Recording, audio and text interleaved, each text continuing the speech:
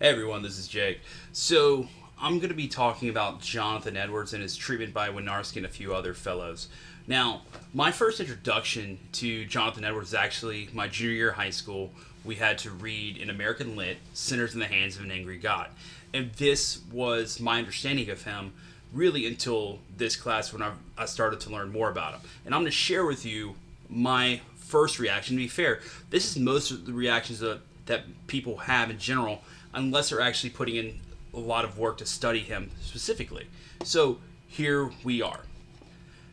The God that holds you over the pit of hell, much as one holds a spider or some loathsome insect over the fire, abhors you, and is dreadfully provoked. His wrath towards you burns like fire. He looks upon you as worthy of nothing else but to be cast into the fire. He is of purer eyes than to bear to have you in his sight. You are 10,000 times more abominable in his eyes than the most hateful, venomous serpent is in ours. Now, that is the conception that your American high school students have had, and honestly, most people that know about Edwards, if they do know him at all. And so, to this conception of him as this fire and brimstone preacher that's talking about how God hates you and you're going to go to hell because you're doing all these terrible things, and because God hates you, he's just looking for a reason to send you to hell.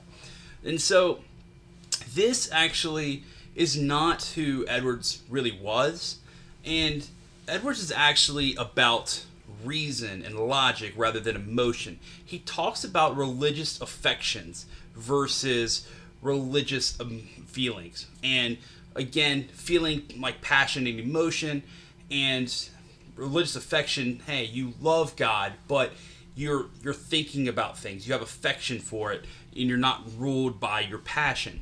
And so, because what he was really concerned about was people that were converting, and when he did Sinners, people are like falling down and crying hysterically. He actually had to stop his sermon a couple times because his congregation was so disquieted by what they had heard, and so he is very much concerned about what these people are doing. Are they really saved? Are they really being converted? And he would really argue no, because that your faith should be like a building, that you are someone that is creating something. And because of this, you have to put in the work every day. Much the same way that when you build a house, you have to put in the foundation, you have to pour the concrete, you have to create the structure. And this is what you do for your relationship with God.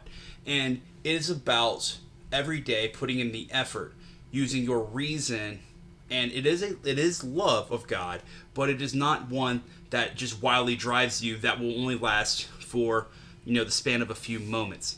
And his whole conception of the divine, and it has to do part of it with his idea of he is very much a scholar and theologian, not just a preacher.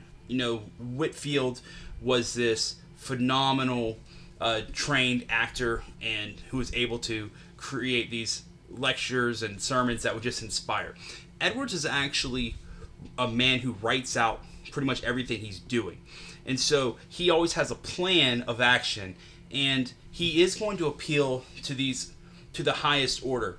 And he talks about he wants to bring the naked truth of God, the naked truth of reason.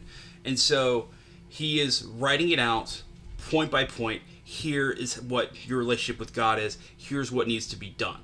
And so this is kind of an interesting idea because, again, when you read him for the first time, you assume that he's just all about how much evil there is in the world and how terrible everything is, when in fact he's very much different, because he's kind of going to that old idea of like Locke, and with the conception that you have control over your life and control over your own relationship with God based off of your faith and reason rather than your emotion.